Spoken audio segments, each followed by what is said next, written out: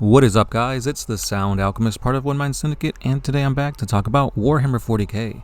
As always, we're continuing Nurgle November with an excerpt from Dark Imperium. This 8th edition novel showcases what it's like for the guardsmen to fight against the Death Guard. A couple days ago, I gave you an inkling into the look of the Tau versus the Death Guard, and here we see the despair that humanity has when they're fighting against these Chaos Space Marines. So without further ado, let's dive into this 40K lore. Not a second later, heavy weapons opened fire. This time there was no holding back. Shells rained down from artillery to the rear. Disgusting mud heaved skywards, pattering wetly over the trench lines. Man-portable heavy weapons added their fury to the storms descending on the traders. Varanj saw a plague marine bisected by a last cannon blast. That one had the decency to die. The rest walked on as if the falling ordnance, the Medusa rockets that is, were basically no concern to them than rain. The barrage crept near the lip of the trench, pelting defenders with debris. A last whistling descent, a final explosion, and the shelling ceased, leaving smoke to wisp into the greater body of the fog. The enemy was now in range. "Give fire," ordered Antonius over the vox. 100 last guns blazed, their bright red illuminating the mud and the visored faces lining the trench. It was a vision of some primitive netherworld, raw and bloody with punishment. Varanj counted no more than 20 or so of the enemy giants, but their boldness in assaulting the position was justified. He watched as one riddled with shots that would have blown apart any other target kept walking. The Plague Marine didn't even slow down. It just trudged onwards with its fellows as if nothing had happened, his armor still smoking. All the while they chanted, "All is ash, all is ash." The nearer the traders came, the more awful details emerged. They were no longer fit to be called men. Adeptus Astartes once, they had sold themselves to the foul powers for reasons no rational mind could comprehend. Diseases of every kind afflicted them. Their stomachs were dissented, straining the capacity of their swollen war gear to contain. Where exposed, their skin was either inflamed or outright necrotic. Their innards dangled freely from corroded gaps in their armor. Mucus, urine, feces, blood, every humor of the body dripped from them, all of it stinking and tainted with the hues of illness. Parasites crawled over them, wriggling freely into and out of the never-ending wounds. Their droning spoke of great misery, but on helmetless faces, a smile shone. There was a joke that they all knew, and they were eager to share it with the rest of the universe. The wind finally blew away from the trenches, and through the Auxilla's respirators were manufactured to strain out all atmospheric pollutants. The stink of the enemy was so overpowering. It was a charnel smell of rot that made Varanj retch into his mask. All is ash, all is ash. Nonchalantly almost, the traders leveled their weapons.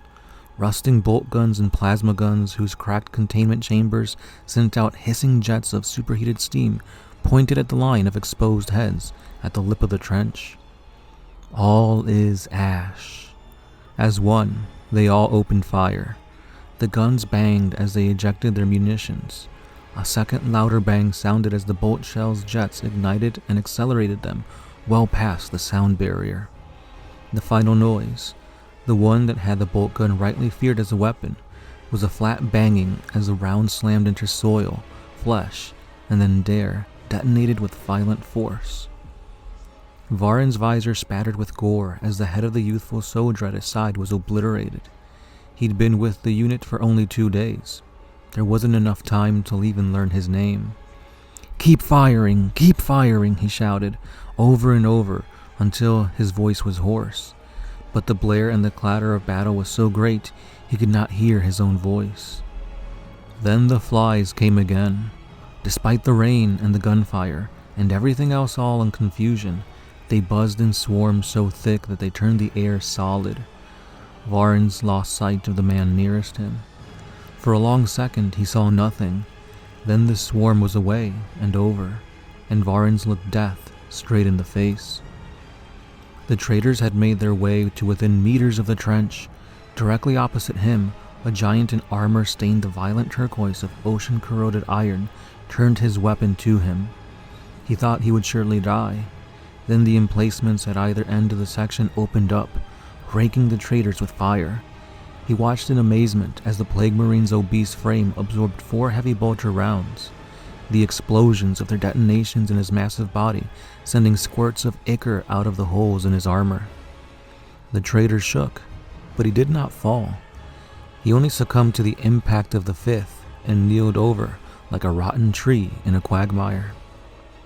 A new wave of flies battered against Varen's helmet, hard as death-whirled hail, obscuring his vision with swirling curtains of pale, furry bodies. They were gone once more, and then the traitors were at the trench. 3 heretic Astartes attacked Varen's section, tossing wizened heads before them that exploded like grenades. A choking gas filled the trench. Several men fell to the poison within as the smoke ate through their respirators. "All is ash, all is ash," the traitors sang. The Plague Marines nearest Varen stepped into the edge of the earthwork. Dozens of last beams found him. His corroded armor turned the light aside, or else the beams were absorbed by his monstrously bloated body. Still, pulsing, rotting organs hung through gaps in the ancient ceramite. Oil dribbled from the armor's ailing systems, and the reactor unit on his back hitched and couched with the maladies of machines. The wooden and plasteel facings of the trench gave way under the traitor's immense weight, and he rolled the collapsing wall down, bringing a wave of sloppy mud and broken flesh with him. He rose over Varen's. Half his helmet had corroded away, exposing rotten teeth and a single yellow eye. The remains of the helm looked like it had melted somehow into the warrior's flesh, becoming one with it, but incompletely so. The bottom still moved as a separate artifact, whereas the top, rippled green skin melded with the metal into a semi-living mass, dotted with boils. A green horn sprouted sideways from the warrior's temple, the cracked mess at its root bleeding yellow plasma. Behind this giant, others of its kind fought with solid efficiency, bludgeoning their way through dozens of mortals who opposed them. There was shouting and much weapon fire, and the crack of disruption fields as auxilia officers brought their power weapons to bear. But Varens only saw a little of it, past the steaming, diseased bulk of the Plague Marine bearing down on him. The visible portion of the heretic Astartes' face was bloated and pallid, the face of a man close to death, but fevered mirth lit up in his eyes. Scabbed lips quivered with an avuncular chortle. He held up a clubbed hand, whose little finger was a limp tentacle. A greening nail pointed directly at Varen's. "You first," he said. The Plague Marine raised the bolter flacking with rust. Such things should have not functioned, but the servants of chaos were not bound by the laws of nature. The heretic roared with laughter as the gun slammed out bolt runs. Varens threw himself aside as men were cut down all around him. Mass reactive shells pierced flesh and then detonated, tearing men into red scraps that were quickly lost in the mud. "I said you first." Mumbling with annoyance, the Plague Marine stomped forwards, crushing the ribcage of a wounded auxiliary. Red-tinged water filled his boot prints. The thing was monstrous, a blasphemy against mankind and his proper place in the universe. And it was unstoppable. Last beams pattered off of its armored hide. Expanses of exposed leathery skin hissed as they burned, but the Plague Marine acted as if nothing was happening. "Father Nurgle waits for you in his garden, little man," he said as he racked the final bolt into his gun and leveled it at Varen's. "Be glad you go to a better place than this. When your joy has subsided at his sight of your new home, be sure to tell him Audricus of the Death Guard's 5th Sept sent you here." From nowhere, Bolus appeared, ducking in under the Plague Marine's arm. The traitor moved to react, but it was only weakness, or so it seemed, was that it was as slow as the dead is shepherd. With a move that would have impressed the commandos of the Militarum Tempestus, he jammed his gun up and under the heretic's arm. The creature growled as the weapon forced the helm's metal away from the conjoined flesh. "Ah, so you can be hurt," said Bolus. "Good." He pulled the trigger as the traitor wrapped his diseased hand around his throat. Devised by the high sciences of the Emperor to withstand great damage, and made ever more resilient by the magic of chaos, this plague marine of Nurgle was nigh immune to pain. But they were not unkillable. Even they suffered from a point-blank lasgun to the face. The traitor's head cracked open with a wet squelch. Curls of atomized flesh rose from its helmet. In the ruins of its throat came a last bubbling breath, and then it toppled forwards, knocking Bolus back into the mud and landing squarely on top of him. All is ash.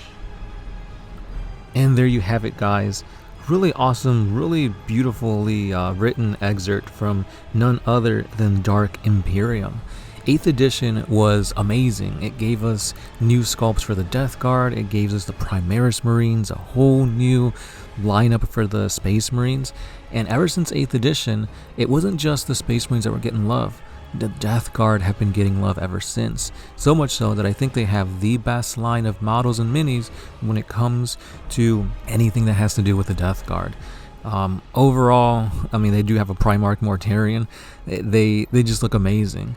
And the cool thing about that is that we have such great lore from this starter set that we can explore here. So if you guys want more inklings of that lore, let me know down in the comments below.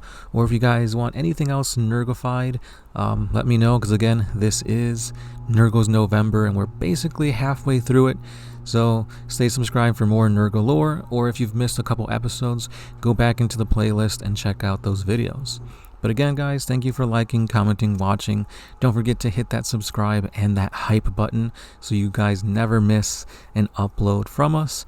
And yeah, that's all I got for today. Thank you for listening, watching, and as always, it's the Sound Alchemist, part of One Mind Syndicate, and I'll see you guys in the next one. Peace.